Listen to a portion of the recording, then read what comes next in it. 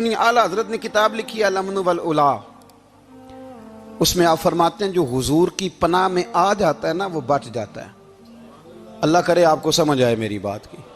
جو حضور کی پناہ میں آ جاتا ہے، وہ جو دنیا دار رہتا ہے، مالدار رہتا ہے، حضور کی پناہ میں نہیں آتا وہ بے سکون رہتا ہے۔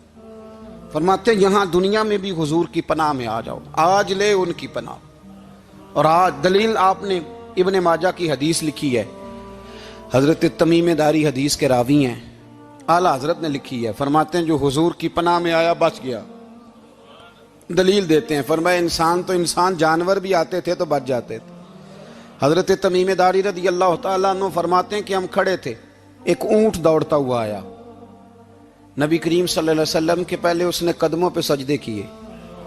صحابہ کہنے لگے حضور ہمیں بھی اجازت دیں، فرمایا وہ تو بے زبان ہے، اسے تو پتہ کوئی نہیں، پیش نظر ہے وہ نو بہار، سجدے کو دل ہے بے قرار، روکیے سر کو روکیے یہی تو امتحان ہے۔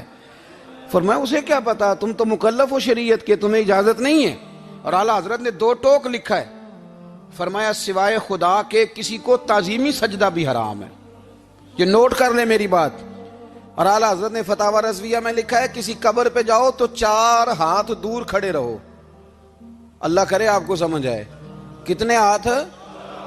4 ہاتھ دور کھڑے رہو، سورۃ فاتحہ پڑھو، درود شریف پڑھو، جس قبر پہ گئے ہو ان کی روح کو اصال ثواب کرو، ان کے وسیلے سے دعا مانگو۔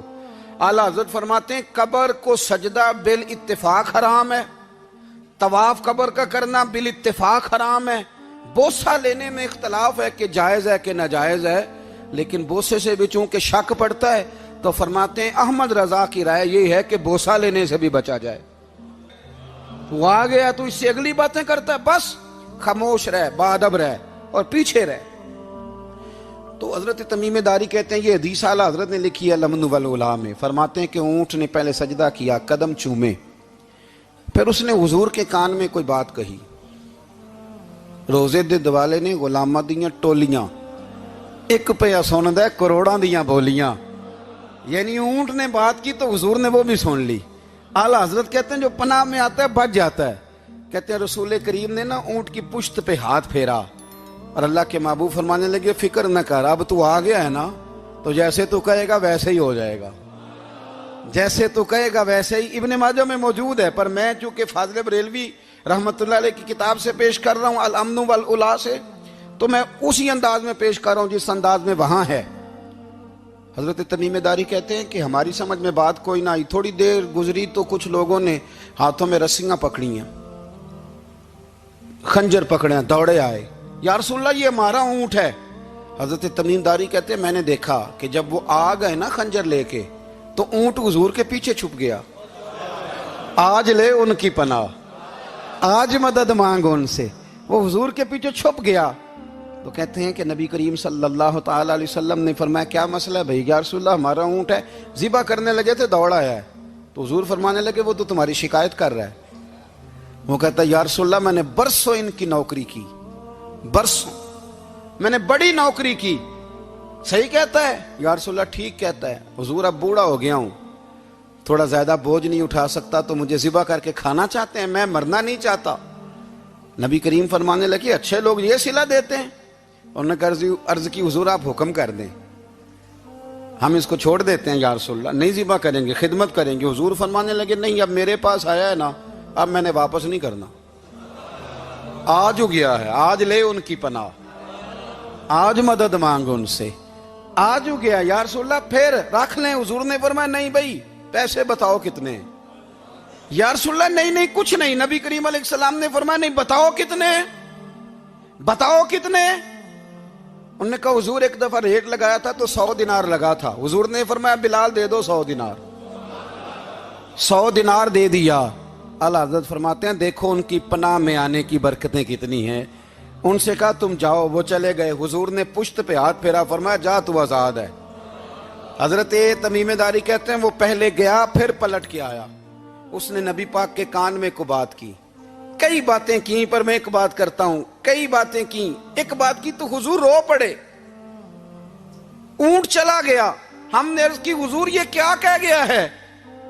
تو محبوب فرمانے لگے یہ کہہ گیا یا رسول اللہ جس طرح آپ نے مجھے چھری سے بچایا ہے، میں دعا کرتا ہوں اللہ آپ کی امت کو جہنم سے محفوظ فرمائے، اللہ جہنم سے بچائے آپ کی امت کو، جس طرح مجھے چھری سے آپ نے محفوظ کیا۔ اعلیٰ حضرت فرماتے ہیں کن چکروں میں پڑے ہوئے ہو، کن چکروں میں؟ پیسوں کی پناہ لیتے ہو، عہدوں کے پیچھے چھپتے ہو، دولت کے پیچھے چھپتے ہو، تعلقات کے پیچھے چھپتے ہو۔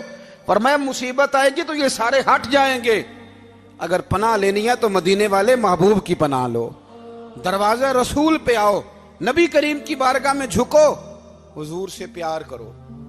اعلیٰ حضرت فرماتے ہیں محبوب کا ادب کرو، رسول اللہ کی غلامی کرو۔ فرماتے ہیں پھر کے گلی گلی تباہ، ٹھوکریں سب کی کھائیں کیوں، دل کو جو عقل دے خدا تو تیری گلی سے جائے کیوں۔ اور فرمانے لگے جان ہے عشق مصطفیٰ، روز فزوں کرے خدا، جس کو ہو درد کا مزہ وہ ناز دوا اٹھائے کیوں، جس کو ہو درد کا مزہ وہ ناز دوا اٹھائے کیوں۔ انہوں نے محبوب کریم کی محبت کا پیغام دیا، صحابہ کی محبت کا، بولیے، صحابہ کی محبت کا پوری کتاب لکھی حضرت صدیق اکبر جناب عمر کے فضائل پر۔ اور مزے کی بات یہ ہے کہ اعلیٰ حضرت نے نا اردو شاعروں میں سے کسی کو توفیق نہیں ہوئی حضور کو شہنشاہ کہنے کی، اعلیٰ حضرت نے کہا میرے نبی شہنشاہ ہیں۔ دلیل کیا دی؟ فرمانے لگے پڑھو ترمذی، حضور نے فرمایا میرے دو وزیر زمینوں میں ہیں، دو آسمانوں میں۔ زمین کے دو وزیروں کے نام ابو بکر اور عمر ہیں، آسمان کے دو وزیر ہیں جبریل اور میکائیل۔ تو اعلیٰ حضرت کہنے لگے حضور وزیر تو کسی شہنشاہ کے ہی ہوتے ہیں، پھر کہہ لو نا شہنشاہ۔ تو پھر فرمانے لگے حاجیو آؤ شہنشاہ کا روضہ دیکھو، حاجیو آؤ شہنشاہ کا روضہ دیکھو، کعبہ تو دیکھ چکے اب کعبے کا بھی کعبہ دیکھو، کعبہ تو دیکھ چکے اب کعبے کا بھی، غور سے سن تو رضا کعبے سے بھی آتی ہے صدا، میری آنکھوں سے میرے پیارے کا روضہ دیکھو۔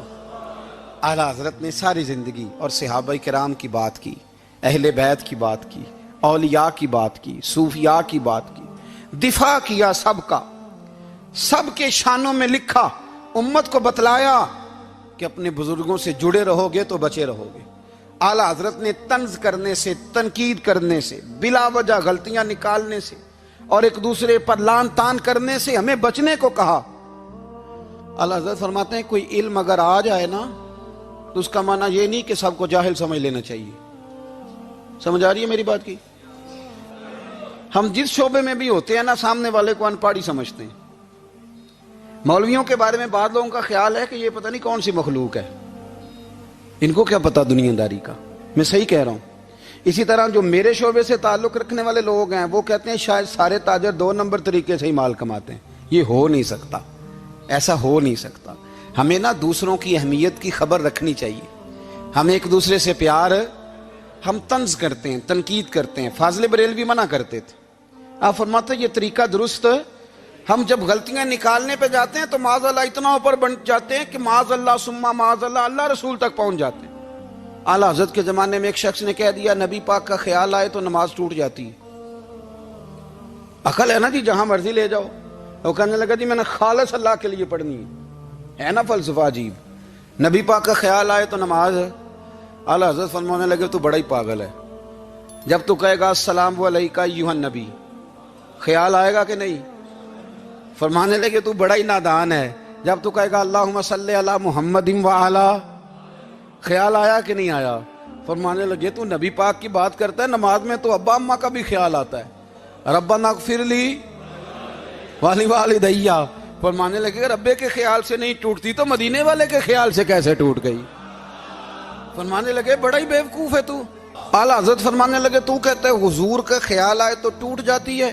فرمانے لگے جب تک حضور کا خیال آئے نہ نماز ہوتی نہیں، جب تک حضور کا خیال نہ آئے نماز ہوتی نہیں، سوال ہی نہیں پیدا ہوتا۔ لوگوں نے کہا جناب وہ کس طرح؟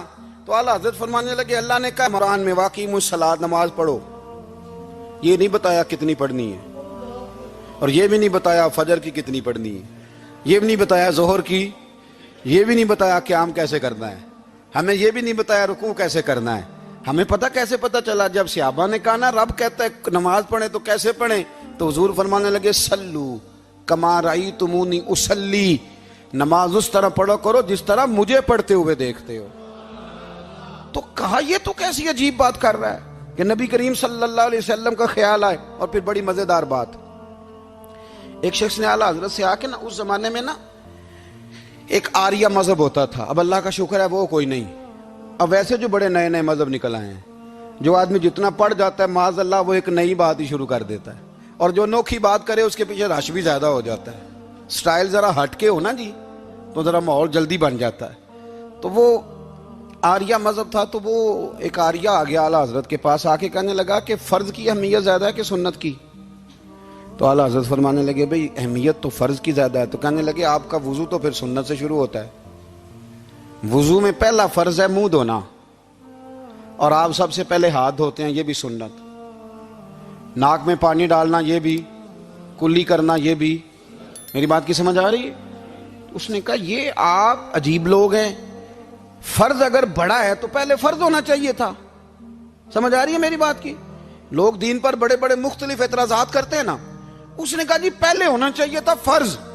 تو منہ دھونا فرض ہے, آپ نے گھٹنوں تک ہاتھ دھوئے, اب یہ جو آپ نے ہاتھ دھو یہ بھی سنت, کلی کری تو وہ بھی سنت, ناک میں پانی ڈالا تو وہ بھی سنت, تو آپ تو چوتھے نمبر پہ فرض ادا کر رہے. تو اعلیٰ حضرت فرمانے لگے تم اصل میں محبوب کا غلام نہیں نا, ہاں تجھے کیا پتا ہو یہ بات کیا ہے, تو بیٹھ جا ہم سے سن, ہم تجھے بتاتے ہیں. اس نے کہا جی کیا مطلب؟ فرمانے لگے یہ محبوب جو ہے نا ہمارے, یہ ہمیں بڑی جگہوں سے بچاتے ہیں, یہ بچا بچا کے فرائض تک لے جاتے ہیں. کیا کیا مطلب؟ کہنے لگے حضور نے ہمیں کہا ہے کہ پہلے نا ہاتھ دھو لو, پتہ چل جائے پانی زیادہ گرم تو نہیں, منہ جالی نہ جائے, پہلے نا دیکھ لو. فرمایا پھر ناک میں ڈال کے پتہ کرا لو کہ اس میں سے بدبو تو نہیں آتی, سنت بھی ادا ہو گئی, پتہ بھی چل گیا بو تو نہیں آ رہی. اور فرمایا پھر منہ میں ڈال کے چکھ لو کہ بد ذائقہ تو نہیں. اب یہ 3 سنتیں ادا کر کے تم فرض ادا کرو گے تو اللہ بھی راضی ہوگا, اللہ کے رسول بھی راضی ہوں گے. اور اگر آپ نے ابھی تک ہمارا چینل سبسکرائب نہیں کیا تو فوراً سبسکرائب کیجئے, ساتھ ہی بیل آئیکن پر کلک کریں تاکہ مزید آنے والی ویڈیو ہے وہ آپ کو وقت پر ملتی رہیں. اللہ حافظ.